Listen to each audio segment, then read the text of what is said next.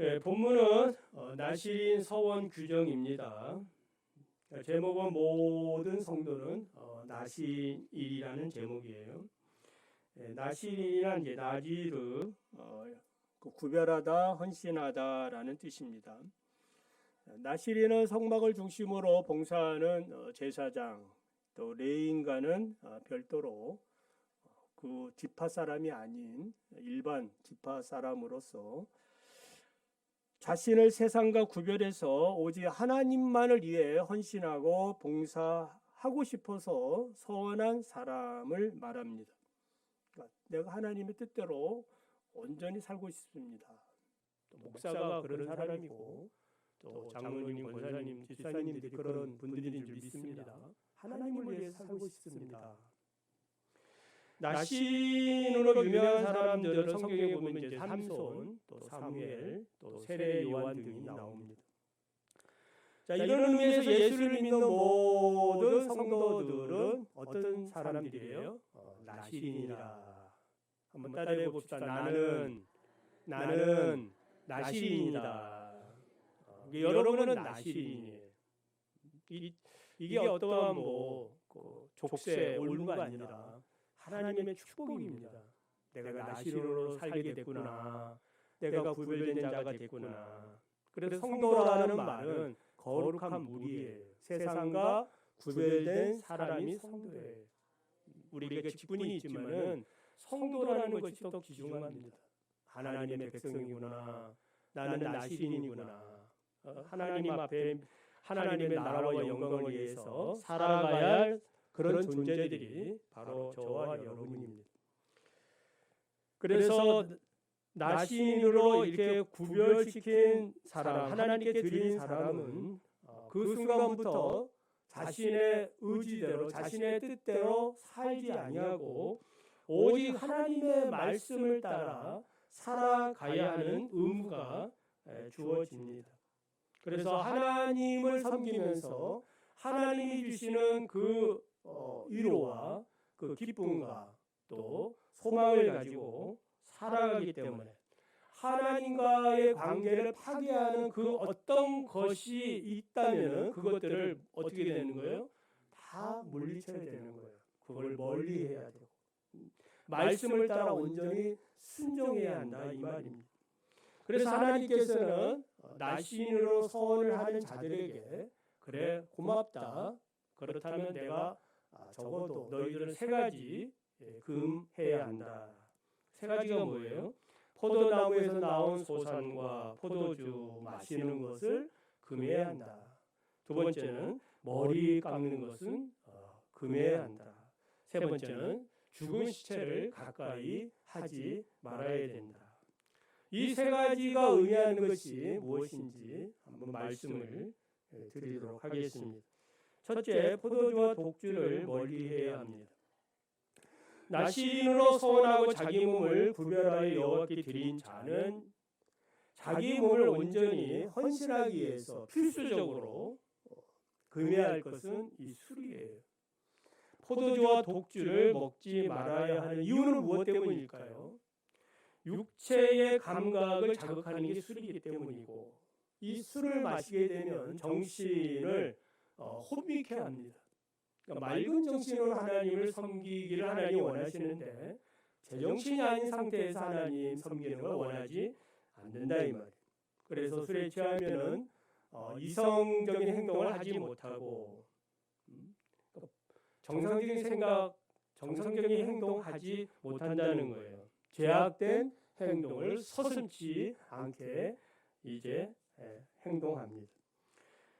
우리가 앞서 이제 레위기 10장에서 나답과 아비후가 그 분향하다가 왜 죽었는지 그 이유를 아시죠? 그 이유는 무엇 때문이에요? 포도주와 독주로 자신을 취했기 때문이에요.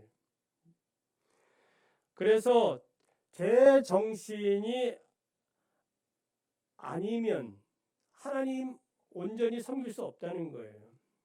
그러니까 술에 취했으니까 이미 그 술에 의해서 뭘 한 거예요? 자기의 이성이 마비된 거예요. 하나님의 그 말씀 아무리 들어도 그리고 그 제사장 이임식을 일주일 동안 했다고 하지 않았습니까? 일주일 동안 아무리 해도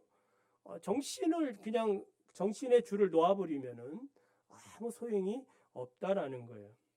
행동의 어떤 선들을 넘어가게 됩니다. 여러분들은 술에 대해서 어떻게 생각하십니까? 뭐 사회생활 하려면은 술은 필요하다. 한 잔 술. 그래 뭐 노래도 있잖아요. 한 잔에 뭐 그런 노래도 있고 제약된 노래인데 그 노래를 사람들이 좋아하는 것 같아요. 그러니까 술 먹는 것 자체는 죄가 아니죠. 술 먹는 것 자체는 죄는 아닙니다. 그렇다고 해서 술 드신다고 해가지고 지옥 가는 인생은 또 아닌 거예요. 그러니까 술이 죄가 된다면 예수님이 가나 혼인 잔치에서 물을 가지고 포도주 만드시지는 않았겠죠. 그리고 신약 성경을 보면은 바울이 디모데에게 너의 몸을 위하여 포도주를 약간 쓰라라는 그런 말씀도 있어요. 그러니까 사람들이 술을 마시는 이유는 무엇 때문인가? 하나님을 통해서 위로받기보다는 술을 통해서 위로받으려고 하기 때문이에요. 술에 취하면 기분이 저는 잘 모릅니다. 그러나 술 마시 분들은 아시지 않겠습니까? 기분이 뭐 알딸딸하다고 하지 않습니까? 술에 취한 거예요. 그래서 마음이 편안하고 모든 근심, 염려, 걱정도 사라지고 또 뭐 소심했던 사람들은 담대해지고 여러 가지 현상들이 일어납니다. 그러나 술이 깨면 그 다음 날부터 뭐 하는 거예요? 머리가 아프고 속이 쓰리고 해장국을 찾습니다. 그리고 정신을 차리고 또 술을 안 먹어야지 하면서도 또 저녁이 되면 뭐 하는 거예요? 또 술을 찾습니다. 이런 것들이 악순환이 된다 이 말이에요. 고통스러운 그런 삶을 사는 것입니다. 사실 이 술은 어느 정도 잘 이용만 하면 사람을 행복하게 만들지요. 그렇지만 문제는 무엇 때문에? 절제력 때문이죠. 절제력. 술이 뭘 부른다? 술을 부르는 거예요. 처음에는 사람이 술을 먹지만 나중에는 술이 사람을 먹는다고 하지 않습니까? 그러다 보면 사람이 자제력을 잃고 이성을 상실해서 여러 가지 실수를 하게 되므로 하나님 앞에서 죄를 짓게 된다라는 거예요. 사람에게도 죄를 짓게 됩니다. 잠언 31장 4절 5절에 루미엘의 어머니는 아들에게 이런 말을 해요. 루미엘아, 포도주를 마시는 것이 왕들에게 마땅치 아니하다. 왕에게 마땅치 아니하며 독주를 찾는 것이 주권자에게도 마땅치 않도다. 왜냐하면 술을 마시다가 하나님의 법을 잊어버리고 또 공고한 자들의 송사를 굽게 할까 하노라. 그러니까 판단력이 흐려지니까 바르게 살 수 없다라는 겁니다. 그래서 본문 4절을 보면은 자기 몸을 구별하는 모든 날 동안에는 포도나무 소사는 씨나 껍질이라도 먹지 말라. 그러니까 포도즙이나 포도의 씨나 껍질을 먹는다고 그것이 뭐 원액보다 뭐 그 강하겠습니까? 비교가 안 되죠. 뭐 원액 포도주 원액하고 껍질 그 즙 나온 거하고 같지는 않거든요. 그럼에도 불구하고 하나님께서는 뭐라고 말씀하시는 거예요? 금하고 있는 거예요. 그것까지도 먹지 말라 이 말이에요. 그러니까 하나님 앞에 거룩하게 살고자 하는 사람들은 처음부터 철저하게 뭐 하는 거예요? 죄로부터 분리를 얘기하고 있는 거예요. 술로서 철저히 분리를 얘기하고 있는 거예요. 그러니까 술을 가까이 하는 어떤 조그마한 실마리조차 그 가능성조차도 뭐 하고 있는 거예요? 차단하고 있는 거예요. 자, 이 말씀을 보면 하나님이 나실인에 대해서 얼마나 소중하고 가치 있게 생각하느냐를 알 수가 있어요. 하나님이 나실인으로 하나님만 섬기겠습니다. 여러분들이 지금 이 시간에 저는 하나님만 섬기겠습니다. 이렇게 자원하면은 그리고 자원하고 있지요. 자원하는 그것을 보면 하나님 기뻐할까요? 기뻐하지 않을까요? 기뻐하지요. 기뻐하니까 어떻게 하라는 거예요? 너희들 이렇게 살아야 된다. 그래야 계속 이 기쁨을 유지할 수 있다라고 얘기하고 있는 거예요. 여러분이 교회 오면서 성경책을 옆에 딱 끼고 이렇게 집에 나오면서부터 나는 지금 예배당에 가는데 예배 드리러 가는데 나는 이제 계속해서 상습적으로 죄를 지으며 살 거다. 이런 결심을 하고 나오는 분이 있어요? 없죠. 그런 사람이 어디 있습니까? 나는 예배를 드리면서 앞으로 계속 예배 끝나면 또 죄를 지을 거야. 응? 내 가는 길을 막지 마. 나는 상습범이 될 거야. 이런 사람 없습니다. 어떻게 하든지 내가 하나님의 말씀대로 바르게 살아가야지. 형제를 사랑해야지. 부모님을 사랑해야지. 모든 사람들을 내가 사랑하고 용서해야지. 어제는 못했지만 오늘은 내가 할 수 있어. 이런 이제 마음을 가지고 오기 때문에 하나님께서는 그 사람들의 마음을, 여러분의 마음을 기쁘게 받으셔서 오늘도 말씀을 주시는 줄 믿으시기를 바랍니다. 그래서 술과 관계되어 있는 이 포도즙이나 포도 자체, 포도 씨와 껍질까지도 먹지 말라고 하신 하나님의 그 마음을 여러분 헤아리시기를 바랍니다. 그래서 죄와 관계된 모양은 버려라고 얘기해요. 데살로니가전서 5장 21절에 보면은 악은 모든 모양이라도 버리라. 믿으시면 아멘.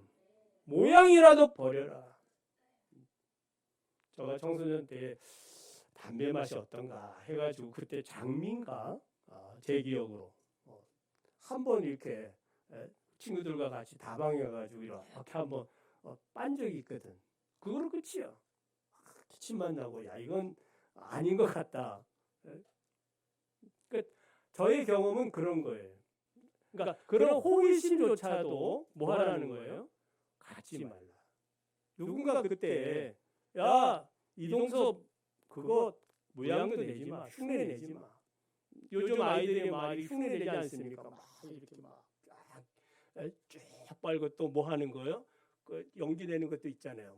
뭐 뻑뻑뻑 방울 만들고. 이런 주초 문제에 관해서 다 동일한 내용인 거예요. 시편 1편에 복 있는 사람은 악인의 꾀를 따르지 않고 오만한 자의 자리도 앉지 않는다. 그러므로 여러분은 하나님 앞에 구별된 하나님의 거룩한 백성으로서 내가 있어야 할 곳과 있지 말아야 될 곳 잘 구분하셔서 믿음으로 사시기를 바랍니다. 자, 두 번째로 머리를 깎지 말라고 했습니다. 5절을 보면 하나님께서는 나시린으로 사는 동안에 머리를 깎지 못하게 했습니다. 머리를 깎지 않는 걸 이렇게 보면 저 사람은 누구다? 나시린이구나. 그러니까 그 표시예요. 그러니까 목사가 목사의 어떤 가운을 입고 다니면 목사구나. 경찰복을 입고 있으면 금방 알잖아요. 경찰이구나. 의사구나. 간호원이구나. 그런데 그런 것들을 입고 뭐 하고 거기에 걸맞지 않는 행동을 하면은 안 되지 않습니까? 그러니까 나시린은 머리가 그 사람의 영광이에요. 그래서 깎으면 안 되는 것입니다.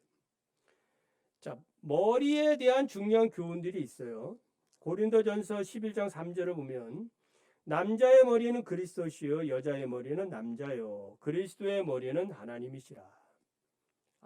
또 이 말씀을 보고 내가 남자로서 네 머리다 부인한테 그런 의미는 아닙니다. 질서에 대한 이야기를 하고 있는 거예요. 누가 머리를 다스리는 주체냐? 그 주체에 대해서 얘기하고 있어요. 성도의 머리는 누구예요? 하나님이시다. 그리스도시다. 그러니까 하나님의 능력과 주권이 우리의 머리에 있다 이 말이에요. 이 머리가 주는 의미는 뭐예요? 내 삶의 주인은 누구시다? 하나님이시다. 믿으시면 아멘. 하나님이시다. 그걸 얘기해주고 있는 거예요. 하나님의 능력과 주권에 따라 나는 산다. 그래서 영적 나시린의 우리들은 하나님만이 내 삶의 주인이고 왕이 되심을 믿고 우리의 몸과 마음과 생각들을 온전히 바쳐야 되는 것입니다. 다시 말씀을 드리면 내 인생의 주인은 내가 아니라 하나님이시고 그렇기 때문에 내가 살아갈 때는 하나님의 선한 뜻을 나의 뜻으로 삼고 살아가야 합니다. 하나님 안에서 참된 위로와 소망, 만족을 누리며 살아가는 이 존재가 바로 성도고 나실인이 됩니다. 그렇다면 지금 여러분은 하나님께 바쳐진 영적 나실인으로서 합당한 삶의 자세를 살고 있는가? 한번 살펴보시기를 바랍니다. 머리가 몸을 주장한다면 우리의 머리는 하나님이라고 했죠. 우리의 몸과 마음과 생각, 행동까지 누가 주장하고 있는가? 대부분의 사람들은 다 자기가 주장하려고 하지 않습니까? 신실한 성도들은 주님 나를 주장하십시오라고 하지만 대부분의 사람들은 자기가 주인이 돼가지고 왕이 돼가지고 살려고 한다 이 말입니다. 마가복음 8장 19절 20절을 보면은 한 서기관이 예수님께 이렇게 말합니다. 선생님이여, 예수 선생님이여, 어디로 가시는지 저는 따라가겠습니다. 지금 이렇게 자원하는 거죠.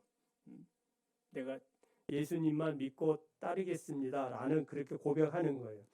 그러자 예수님이 이런 말씀을 해요. 여우도 굴이 있고 공중의 새도 거처가 있으되 인자는 머리 둘 곳이 없다. 주님 자신의 어떤 이제 그 비천한 삶을 얘기하고 있습니다만은 여기서 얘기하는 것은 뭐예요? 머리 둘 곳이 없다라는 말은 내 뜻보다는 하나님의 뜻대로 살아야 된다. 네가 나를 따라오려고 한다지? 그러면 너 뜻대로 살지 말고 하나님의 뜻대로 살아야 된다라는 그런 말씀이에요.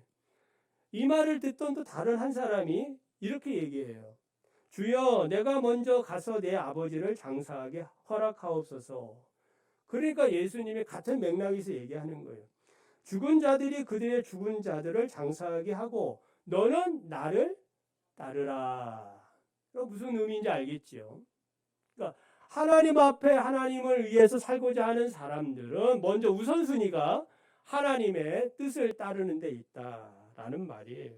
그래서 하나님의 나라를 구하고 하나님의 의를 구하는, 그러니까 먼저 그의 나라와 의를 구하는 그런 삶의 제자들의 삶이고 예수 믿는 성도들의 삶의 자세이어야 한다라는 겁니다. 이렇게 여러분들은 이런 삶을 추구하고 있느냐? 그래서 사소한 일이라도 먼저 하나님의 은혜와 능력을 바라보시기 바랍니다.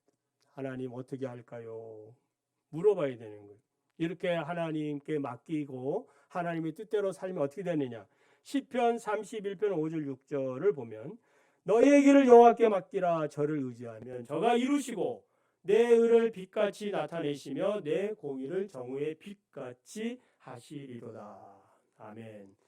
자, 마지막 세 번째, 죽은 시체를 가까이 해서는 안 됩니다. 6절 7절을 보면 나시리는 자기 몸을 구별해 드리는 날 동안에는 비록 죽은 사람이 부모, 형제, 자매일지라도 절대로 시체를 가까이 할 수 없습니다. 십계명 5계명을 보면 내 부모를 공경하라고 했는데 무슨 좀 모순되는 말씀 아니냐.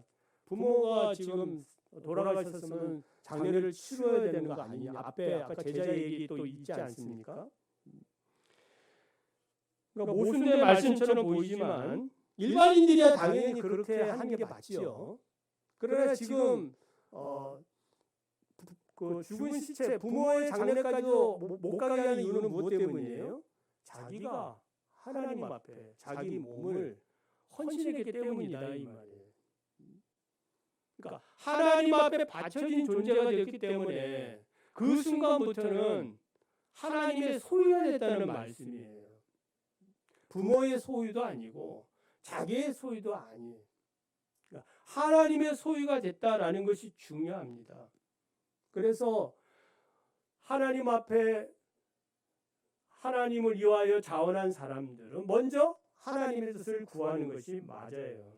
그 율법에 죽은 시체를 가까이 하는 것은 부정한 일이 되기 때문에 이미 하나님 앞에 거룩하게 바쳐진 자는 이 부정을 멀리해야 한다라는 거예요.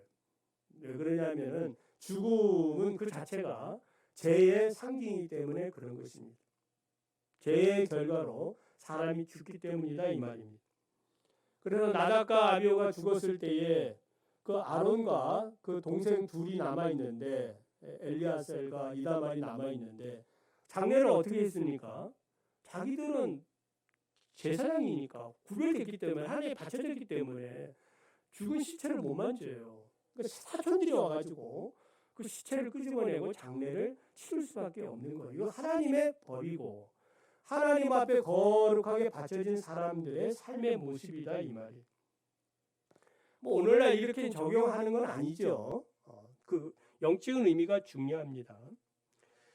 자, 그래서 이렇게 헌신된 나실인이 죄에서 만약 오염이 됐다면은 부정하게 됐다면은 그동안의 모든 헌신은 어떻게 되는 거예요? 무효가 된다 이 말이에요. 그동안 여러분들이 애써 하나님 앞에서 신앙생활 잘 했는데 무효가 되면 안 되지 않습니까? 그것도 누가 자원한 거예요? 자기가 자원해가지고 내가 하나님 뜻대로 살겠습니다 라고 했다면은 그것을 충분하게 끝날 때까지 잘 감당하는 것이 그것이 자기 할 일이거든요.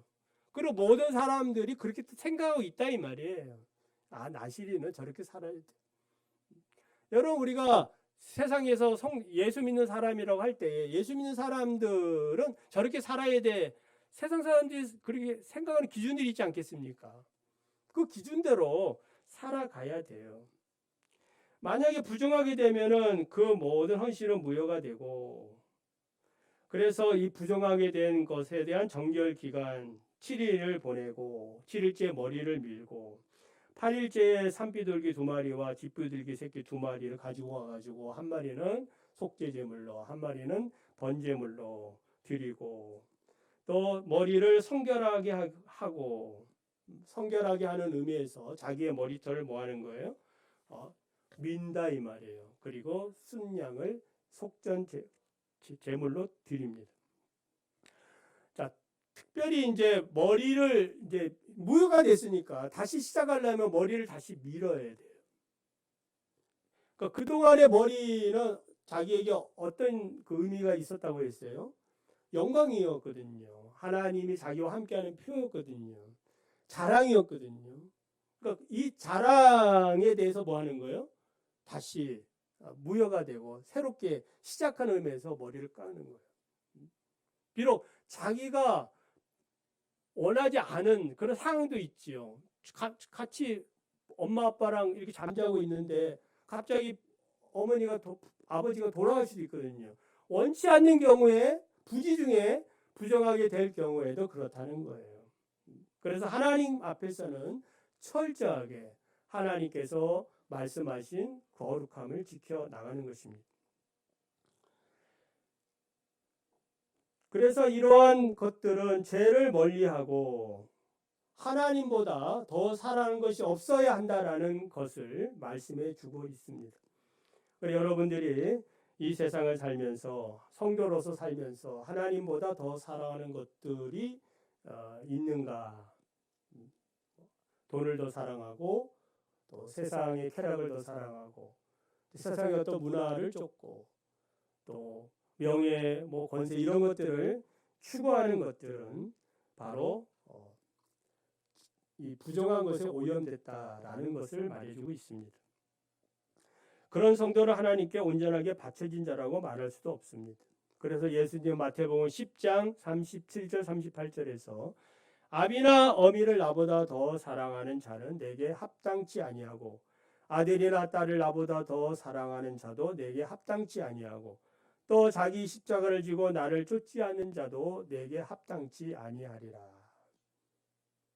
자, 8절을 보면은 나실인은 자기 몸을 구별하는 모든 날 동안에 여호와께서 거룩한 자라 그렇게 하나님이 말씀합니다. 그러니까 거룩한 자답게 그러니까 하나님께서 구별하신 그 모든 날들을 우리는 하나님의 뜻에 합당한 자로 살아야 된다라는 사실을 발견합니다. 자, 말씀을 정리하면 우리 모두는 성도들은 예수 그리스도의 보혈로 깨끗함을 받은 사람들이에요. 옛사람은 죽고 새 사람이 되었습니다. 믿으시면 아멘. 새 사람이 되었기 때문에 내가 원하든 원하지 않든 우리는 자발적으로 어떻게 된 존재들이에요? 하나님 앞에 바쳐진 존재가 되었어요. 나는 그 성도로서 살고 싶지 않는데 예수 믿는 것 자체가 이미 하나님 앞에 새로운 그런 존재로 바쳐진 거예요. 거룩한 제사장이 됐다 이 말입니다. 거룩한 나라가 되고 제사장이 되었기 때문에 우리는 이 세상 가운데서 언제나 구별된 자로 살아가야 되는 그런 나시린이 된 것입니다. 하나님께서 우리를 이렇게 나시린 되기 삼기 위해서 예수 그리스도가 십자가에서 희생을 당하신 것입니다. 자, 오늘 나시린에 대한 세 가지 측면을 말씀드렸죠. 세상 수를 금해야 한다. 정상적인 생각을 방해하는 그런 죄의 유혹과 향락으로부터 벗어나야 됩니다. 머리를 깎지 말아야 됩니다. 내 머리의 주인은 하나님이십니다. 나의 생각과 또 마음과 뜻과 모든 행동의 주인은 하나님이기 때문에 하나님 앞에서 늘 살아야 됩니다. 시체를 멀리해야 됩니다. 즉 죄를 멀리하고 성결을 유지해야 됩니다. 나 같은 죄인을 살리신 그 하나님의 거룩한 은혜, 그 은혜를 생각하면서 날마다 정말 하나님의 은혜 우리가 찬송을 부르듯이 그 은혜를 생각하며 하나님의 거룩한 복음의 능력과 영광을 드러내면서 사시기를 원합니다.